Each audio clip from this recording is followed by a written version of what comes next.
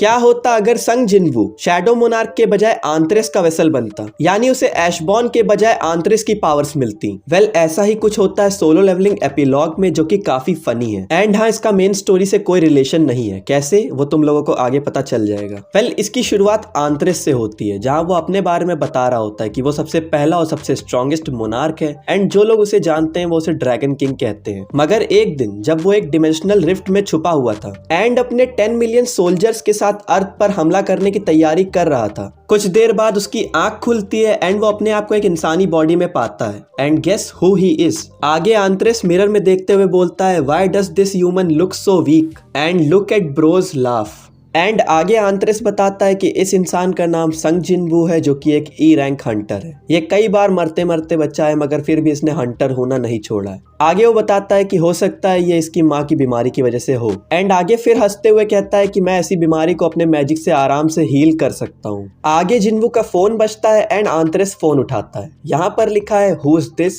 मुझे पक्का पता है आंतरेस ने कहा होगा कौन है बे। वेल फोन पर एक लड़की है जो कि कहती है कि मिस्टर संग तुम कहाँ हो, हमारी रेड का टाइम ऑलमोस्ट हो चुका है एंड तुम मुझे यहाँ कहीं भी नहीं दिख रहे हो, क्या तुम आज फिर से लेट आने वाले हो। आंतरेस उससे पूछता है कि तुम कहाँ हो एंड वो लड़की जवाब देती है कि वो सब लोग गेट के सामने खड़े हैं। देन आंतरेस अपनी पावर्स का इस्तेमाल करता है एंड उस लड़की से कहता है मैंने तुम्हें ढूंढ लिया। एंड वो लड़की पूछती है कि इसका क्या मतलब था, तभी फोन कट हो जाता है। अगले ही पल आंतरेस उस लड़की के पीछे आ जाता है और पूछता है कि क्या वो लेट है। आंतरेस की प्रेजेंस से वो लड़की काफी डर जाती है। आंतरेस दोबारा पूछता है कि क्या वो लेट है एंड यहाँ पर लड़की जवाब देती है नो। आगे हमें वही सारे कैरेक्टर्स दिखाए जाते हैं जो कि हम लोगों ने एपिसोड 1 में देखे थे। देन हम लोग मिस्टर कंग को देखते हैं जो कि कॉफी शॉप के पास बैठे होते हैं। आगे वो जिन्वू को आवाज भी देते हैं एंड आंतरेस सोच रहा होता है कि ये आदमी कौन है, क्या ये मेरा सबऑर्डिनेट है। आगे आंतरेस कॉफी शॉप के पास जाता है एंड उस लड़के से कहता है कॉफी के लिए। एंड वो लड़का कहता है कि हमारे पास सिर्फ एक ही कॉफी बची है एंड सारी कॉफी खत्म हो गई है। देन आंतरेस उसके हाथ से वो कॉफी छीन लेता है एंड उसे पीने के बाद काफी डिमोनिक तरीके से हंसता है एंड कहता है कि ताकतवर कमजोर से छीन लेते हैं, यही मोनार्क की वे ऑफ लाइफ है।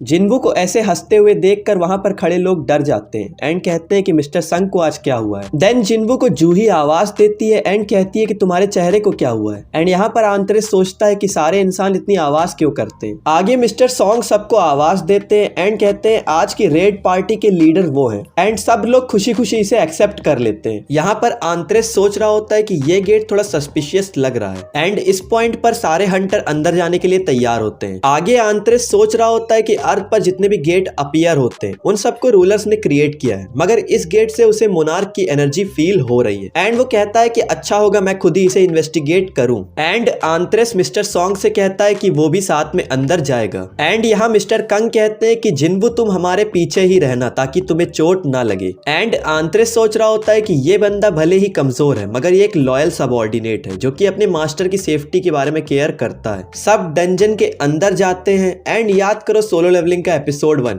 भाई वहां पर एक गॉब्लिन को भी नहीं मार पा रहा था एंड यहाँ पर जिन्वू ने अकेले ही पूरे डंजन को क्लियर कर दिया। लिटरली ये पैनल देखो, आंतरेस ने सबको कुत्तों की तरह मारा। मिस्टर सॉन्ग और मिस्टर कंग जो कि जिन्वू को देख रहे होते हैं वो आपस में बात कर रहे होते हैं कि आज जिन्वू थोड़ा डिफरेंट नहीं लग रहा है। वेल डिफरेंट तो है, वो शैडो मोनार्क था और ये है मोनार्क ऑफ डिस्ट्रक्शन आंतरेस। आगे आंतरेस कहता है कि तुम सब किसका वेट कर रहे हो, हमें इस रास्ते पर जाना है। यहाँ मिस्टर सॉन्ग कहते हैं कि रुको, हम लोगों को चीजें वोटिंग से डिसाइड करनी चाहिए। एंड आंतरेस उन्हें अपोजिंग पार्टीज की तरह चुप करा देता है एंड बाकी सबसे पूछता है कि और किसे वोट करना है। ये देखकर सब काफी घबरा जाते हैं एंड आंतरेस को फॉलो करते हैं। 40 मिनट चलने के बाद वो लोग केव के एंड पर आते हैं जहाँ पर एक गेट होता है एंड ये वही गेट है जहाँ से सब कुछ स्टार्ट हुआ था। उन हंटर्स में से एक हंटर कहता है कि ये जगह उसे डेंजरस फील हो रही है एंड आंतरेस कहता है कि ये लोग नर्वस लग रहे हैं। आगे आंतरेस खुद एग्री करता है कि ये जगह डेंजरस है क्योंकि उसे रूम के अंदर से डरावनी एनर्जी आती हुई महसूस हो रही है। आंतरेस उस रूम का दरवाजा ओपन करता है एंड पीछे से कोई हंटर कहता है कि वेट मिस्टर संग। देन आंतरेस पीछे खड़े एक लड़के को उस दरवाजे के अंदर फेंक देता है। वो लड़का आंतरेस से कहता है कि ये तुम क्या कर रहे हो। आंतरेस सोचता है कि कुछ भी नहीं हुआ एंड सब लोगों को अंदर चलने के लिए कहता है। वो सब उस रूम के अंदर जाते हैं एंड वहां पर जितनी भी मशालें लगी होती हैं वो अपने आप जल जाती हैं। वहां पर बैठी बड़ी सी स्टैचू को देखकर एक हंटर कहता है कि क्या ये इस डंजन का बॉस है एंड आंतरेस दूसरी स्टैचू की तरफ पॉइंट करते हुए कहता है कि नहीं, ये वाला है। ये देखो, जो चीज पता करने के लिए जिन्वू को 16 आर्क लगे थे, यानी कि जो डबल डंजन आर्क है,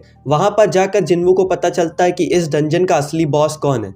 भाई ने पहले ही चैप्टर में बता दिया। देन वो सब आर्किटेक्ट की स्टैचू के पास जाते हैं एंड वहां पर कुछ लिखा होता है जो कि कोई भी नहीं पढ़ पाता है। एंड आंत्रेस सोच रहा होता है कि ये बेवकूफ इतनी सिंपल सी चीज को भी नहीं पढ़ पा रहे हैं। आंत्रेस उसे पढ़ना शुरू करता है, द कमांडमेंट्स ऑफ द कार्टेनॉन टेम्पल। एंड मुझे कमेंट्स में बताओ कि ये कमांडमेंट्स क्या थी। यहाँ जूही जिन्वू को बुलाते हुए कहती है कि वहां देखो वो बड़ी स्टैचू। एंड आंत्रेस झटके से अपना हाथ उससे छुड़ा लेता है। देन आंत्रेस उन कमांडमेंट्स को पढ़ने लगता है। तभी उस बड़ी सी स्टैचू की आंख चमकती है एंड वो आंत्रेस और सबके ऊपर लेजर फायर करती है। आंत्रेस हंसते हुए कहता है, you dare try to take me down with such little power. And उस लेजर के सामने कूद जाता है। उस अटैक से आंत्रेस को तो कुछ नहीं होता है मगर आसपास की चीजें तबाह होने लगती हैं। एंड तभी आंत्रेस यूज करता है the breath of destruction. And जिसे भी नहीं पता ये ब्रेथ ऑफ डिस्ट्रक्शन इतनी पावरफुल है कि ये संग जिन्वू को छोड़कर जितनी भी चीजें हैं इस यूनिवर्स में उनको कंप्लीटली इरेज कर सकती है। एंड इस ब्रेथ ऑफ डिस्ट्रक्शन से वो जो बड़ी वाली स्टैचू थी वो कंप्लीटली डिस्ट्रॉय हो जाती है। एंड आंत्रेस हंसते हुए कहता है,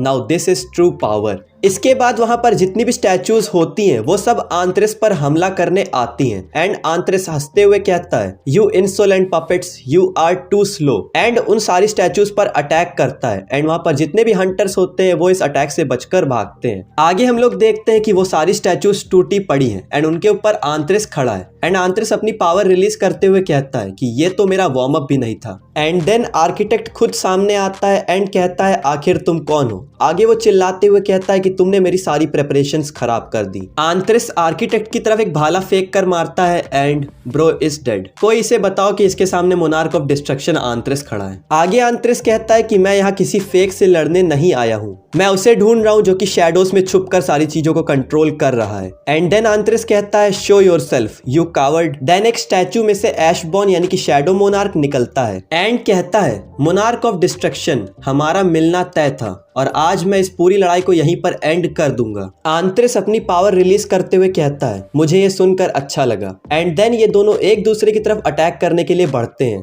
आंत्रेस और शैडो मोनार्क एक दूसरे पर अटैक करने ही वाले होते हैं कि तभी जिन्वू की आंख खुल जाती है। एंड हम लोग देखते हैं कि ये सब कुछ एक सपना था। वेल, जो कुछ भी हम लोगों ने अभी तक देखा वो सिर्फ जिन्वू का सपना था एंड ऐसा कुछ कभी हुआ ही नहीं। वेल, तुम लोगों को क्या लगता है कि अगर इन दोनों की बैटल सच में हुई होती तो इसका विनर कौन होता? कमेंट करके बताओ। एंड आगे भी मैं ऐसे ही अमेजिंग कंटेंट को कवर अप करने वाला हूं तो उसके लिए चैनल को सब्सक्राइब कर लेना। एंड अगर जानना है संग जिन्वू की सारी स्किल्स के बारे में तो इस वीडियो पर क्लिक करो।